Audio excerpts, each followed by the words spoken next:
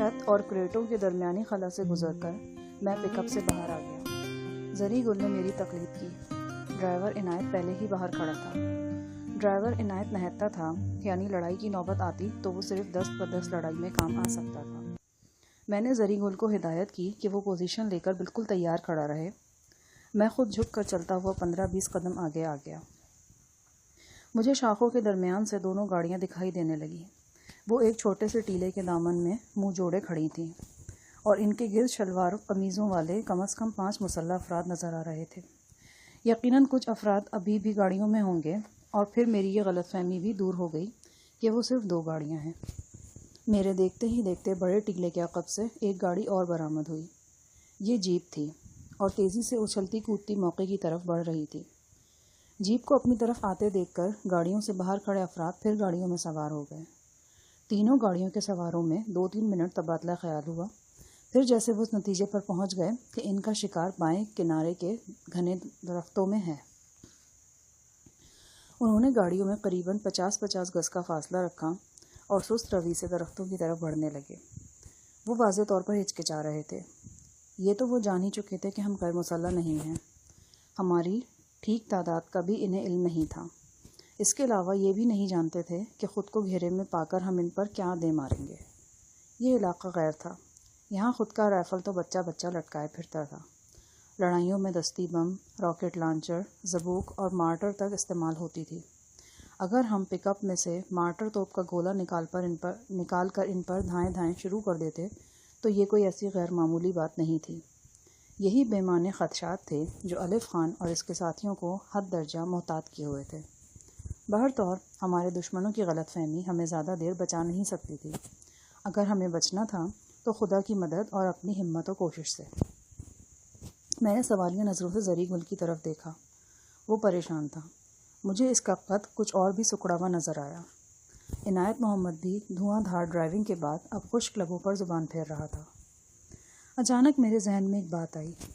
اگر ہماری پک اپ ان درختوں سے نکل کر روانہ ہو جاتی تو چوہی بلے کی اندھا دھند دوڑ ایک بار پھر شروع ہو جاتی۔ ایسے میں جو بھی ان گھنے درختوں کے اندر چھپا رہتا وہ بچ جاتا۔ 100% یقینی بات تو نہیں تھی، لیکن اس میں روشن امکانات کی جھلک تھی۔ میں نے تیزی سے سوچا اور ایک نتیجے پر پہنچ گیا۔ ادھر آؤ زری گل۔ میں نے زری گل کو بازو سے کھینچا۔ وہ فوراً میرے ساتھ چل دیا۔ عنایت بھی پیچھے آیا۔ پک اپ ایک چھوٹے سے درخت کے ساتھ ٹکرا کر رکی تھی۔ نازک درخت جڑ سے تقریباً اکھڑ چکا تھا۔ ہم تینوں نے جواں مرگ درخت کی لاش کھینچ کر ایک طرف ڈالی اور پک اپ کے سامنے راستہ صاف کر دیا۔ یہ کیا کرتا ہے جہانی استاد صاحب؟ زری گل نے پوچھا۔ استادی ہی کیا کرتے ہیں پیارے۔ تمہیں بھی بڑا چاو تھا نا جہانی استاد سے ملنے کا، اب تھوڑا سا بھگتو بھی۔ کیا مطلب؟ تمہارا کہاں ہمارے سراخوں پر؟ تم حکم کرو، ہم ابھی حرامزادوں کے سینے چھلنی کرتا ہے۔ سینے چھلنے کرنے سے بات نہیں بنے گی زری گل، ہم ان کی توجہ اپنی طرف سے ہٹانی ہوگی۔ وہ کیسے؟ عنایت محمد نے پوچھا۔ میں نے زری گل کے شانے پر ہاتھ رکھا۔ برادر، ٹائم بہت تھوڑا ہے۔ میں جو کہہ رہا ہوں غور سے سن لو۔ میں پک اپ یہاں سے نکال رہا ہوں۔ تم عورتوں اور بچوں کے ساتھ یہاں کسی محفوظ جگہ پر چھپ جاؤ۔ مجھے پورا یقین ہے کہ یہ لوگ میرے پیچھے آئیں گے۔ میں کوشش کروں گا کہ انہیں زیادہ سے زیادہ دور لے جاؤں اور اپنے آپ میں الجھائے رکھوں۔ اگر تم دیکھو کہ تینوں گاڑیاں میرے پیچھے روانہ ہو گئی ہیں اور یہاں کوئی نہیں ہے تو سڑک پار کرو اور پیچھے کی طرف چل دو۔ تم نے دیکھا ہوگا تھوڑا پیچھے ایک بس کو ٹھیک کیا جا رہا تھا۔ سفید بس تھی، بہت سے بستر لدے ہوئے تھے اس پر۔ وہ تبلیغی جماعت والوں کی بس ہے، شاید کسی اجتماع پر جا رہے ہیں۔ بڑے اچھے اور مددگار لوگ ہوتے ہیں یہ۔ مجھے یقین ہے وہ تمہیں اپنے ساتھ سوار کرا لیں گے۔ یکا یک فائرنگ ہونے لگی۔ غالباً یہ ہوائی فائرنگ تھی۔ گاڑیوں کی گڑگڑاہٹ اب کافی نزدیک آ گئی تھی۔ میں نے جیب سے ایک کاغذ نکالا۔ اس پر صوبیدار مرجان صاحب کا مکمل ایڈریس موجود تھا۔ میں نے یہ ایڈریس زری گل کو تھماتے ہوئے کہا، یہ سدا کا ایڈریس ہے۔ زندگی رہی تو انشاءاللہ کل تک یہیں ملاقات ہوگی۔ لیکن کچھ نہیں۔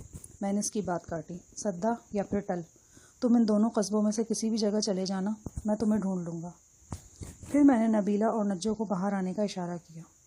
وہ بچے کو لے کر باہر آ گئیں۔ واٹر کولر الٹ کر خالی ہو چکا تھا۔ ایک ٹفن کیریئر کا کھانا بھی کھل کر ضائع ہو چکا تھا۔ صرف ایک کیریئر سلامت تھا۔ وہ میں نے زری گل کو تھمایا۔ پک اپ کا عقبی پردہ ڈوری سے اچھی طرح کس کر باندھ دیا اور ڈرائیونگ سیٹ پر آ کر بیٹھ گیا۔ کہاں جا رہے ہیں آپ؟ نبیلہ نے مضطرب ہو کر پوچھا۔ میں نے کہا، نبیلہ تم دونوں زری گل کے ساتھ رہو، یہ پورے بھروسے کا آدمی ہے، جہاں لے جائے چلی جانا، میں آج یا کل کسی وقت تم سے آ کے ملوں گا۔ یہ بات میں نے انگریزی میں کہی، نبیلہ کے علاوہ کسی کی سمجھ میں نہ آئی۔ نبیلہ نے کچھ کہنے کے لیے منہ کھولا، لیکن اس سے پہلے میں انجن اسٹارٹ کر چکا تھا۔ پہلا گیئر لگا کر میں نے کلچ کو پاؤں کے دباؤ سے آزاد کیا۔ پک اپ نے جھرجھری لی اور اچھلتی کودتی آگے بڑھی۔ میں نے یو ٹرن لے کر اسے گھنے درختوں سے باہر نکالا۔ کھلی جگہ پر پہنچتے ہی میں نے ایکسیلیٹر پورا دبا دیا۔ میرا رخ شمال کی طرف تھا۔ پک اپ کمان سے نکلے تیر کی طرح سڑک کے متوازی آگے بڑھنے لگی۔ عقب نما آئینے پر نگاہ ڈالی تو سینے سے اطمینان کی سانس نکلی۔ الف خان کی تینوں گاڑیاں حرکت میں تھیں، بالکل شکار کی سی بھاگ دوڑ تھی، جیسے جنگلی خرگوش کچھ دیر دم لینے کو جھاڑیوں میں دبک جاتا ہے اور شکاری کتے پاگلوں کی طرح سے کھوجتے ہیں، پھر وہ ایک جگہ کھڑے ہو کر اپنی دمیں ہلاتے ہیں اور کان غیر مرئی آوازوں پر لگا دیتے ہیں۔ جیسے ہی قسمت کا مارا جانور ان کی قربت سے گھبرا کر پھر بھاگتا ہے، وہ دیوانہ وار اس کی طرف لپکتے ہیں۔ میں کسی سڑک کی طرف نکلنے کی کوشش کر رہا تھا، لیکن اس جانب کا راستہ مسدود تھا، مجبوراً مجھے کچے میں ہی بھاگنا پڑ رہا تھا۔ میں متعاقب گاڑیوں کو اپنے پیچھے لگا کر قریباً 2 میل کی دوری تک لے آیا۔ یہ وہ زیادہ سے زیادہ کامیابی تھی جس کی میں نے توقع کی تھی۔ اس 2 میل کی دوڑ میں نہ صرف خود محفوظ رہا بلکہ گاڑی کے ٹائر بھی برسٹ ہونے سے بچے رہے۔ اب متعاقب گاڑیوں سے میرا درمیانی فاصلہ بہت تھوڑا رہ گیا تھا۔ فائرنگ کے ساتھ ساتھ بچ نکلنے کا چانس بھی کم ہوتا جا رہا تھا۔ وہ لوگ فائرنگ بھی کر رہے تھے۔ چونکہ اب فائرنگ بہت نزدیک سے ہو رہی تھی، لہٰذا کسی بھی لمحے کوئی گولی ٹائر میں لگ سکتی تھی۔ گولی نہ بھی لگتی تو اب پیٹرول اپنے آخری قطروں پر تھا، یا ممکن ہے ختم ہی ہو چکا ہو اور پک اپ صرف متعاقب گاڑیوں کی دہشت سے بھاگی جا رہی ہو۔ جنگلی خرگوش کے ساتھ بھی تو ایسا ہی ہوتا ہے، اس کا جسم بے جان ہو چکا ہوتا ہے، لیکن وہ کتوں کے آگے بھاگتا چلا جاتا ہے اور پھر پٹ سے گر کر مر جاتا ہے۔ ان لمحات میں بھی میری نگاہ سڑک کا کھوج لگا رہی تھی، لیکن سڑک کہیں نظر نہیں آ رہی تھی۔ لگتا تھا وہ اس خونی بھاگ دوڑ سے دامن بچانے کے لیے کسی کیچوے کی طرح رینگ کر جھاڑیوں میں گم ہو گئی ہے۔ میں نے ڈائل پر نگاہ ڈالی۔ اسپیڈو میٹر کی سوئی 40 پر لرز رہی تھی۔ اس راستے پر 40 میل کی رفتار ہموار سڑک پر 160 میل کی رفتار سے زیادہ خطرناک تھی۔ پک اپ 2 فٹ اچھل رہی تھی، کبھی سر بسجود ہو جاتی اور کبھی گھوڑے کی طرح الف ہو جاتی۔ اچانک مجھے بائیں طرف سے ایک نامانوس گھرراہٹ سنائی دی۔ اس سے پہلے کہ میں گھوم کر دیکھتا، ایک پرچھائی سی جھاڑیوں سے نمودار ہوئی اور لپک کر میری طرف آئی۔ یوں لگا جیسے کسی نے گندم سے بھری ہوئی 2.5 من کی بوری کھینچ کے مجھ پر دے ماری۔ یہ ایک ناقابل برداشت دھچکا تھا۔ پک اپ تو پہلے ہی اشارے کی منتظر تھی۔ اسٹیئرنگ کا میرے ہاتھوں سے پھسلنا تھا کہ سب کچھ بے قابو ہو گیا۔ مجھے لگا جیسے گاڑی کا فرش میرے پاؤں تلے سے نکل گیا ہے۔ مشرق سے ابھرتا ہوا سورج ایک دم میرے سر پر سے گزر گیا اور جھاڑیاں، ٹیلے، درخت سب نگاہوں میں گڈمٹ ہوتے چلے گئے۔ مجھے احساس ہوا کہ کوئی درندہ میرے بالکل نزدیک گرا رہا ہے اور پک اپ قلع بازیاں کھا کر نشیب میں لڑک رہی ہے۔ تھوڑی دیر کے لیے میرے حواس معطل ہو گئے۔ یہ غالباً 4-5 منٹ کا وقفہ تھا، لیکن اس کا مطلب یہ نہیں کہ اس دوران مجھے ارد گرد کی خبر نہیں رہی تھی۔ میں دھندلے منظر دیکھ رہا تھا اور قریب کی آواز کو سن رہا تھا۔ ہاں، اتنی سکت مجھ میں نہیں تھی کہ کوئی رد عمل ظاہر کر سکوں۔ ان 5 منٹوں کے دوران مجھے بری طرح مارا پیٹا بھی گیا۔ پھر میں نے ایک شخص کو، جو غالباً رحمان زئی تھا، خود پر جھپٹتے ہوئے دیکھا۔ وہ غلیظ گالیاں بک رہا تھا اور اس کی آنکھوں میں خون اترا ہوا تھا۔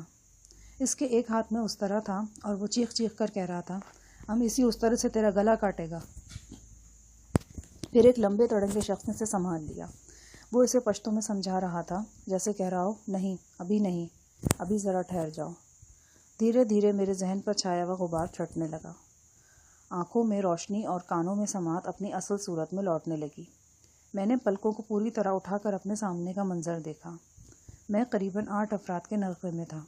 وہ سب کے سب مسلح تھے اور ان میں الف خان سب سے نمایاں نظر آ رہا تھا۔ میں نے اپنی پیشانی کو چھوا، انگلیاں خون سے تربتر ہو گئیں۔ سر پر چوٹ آئی اور اسی وقت مجھے اندازہ ہوا کہ میں زمین پہ پڑا ہوں۔ میں نے کوہنیوں پر زور دیا اور اٹھ کر بیٹھ گیا۔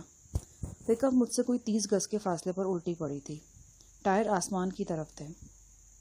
پک اپ کے نیچے ایک جانور کی لاش دبی ہوئی تھی۔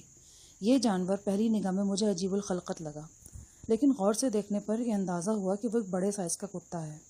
چہرہ دیکھ کر اسے کتا تسلیم کرنا بہت مشکل کام تھا، لیکن چہرے کے علاوہ اس کا جتنا بھی جسم پک اپ سے باہر نظر آ رہا تھا وہ کتے سے مشابہ تھا۔ اس کے چہرے کے ساتھ معلوم نہیں کیا ہوا تھا کہ وہ عجیب بھیانک سی شکل اختیار کر چکا تھا۔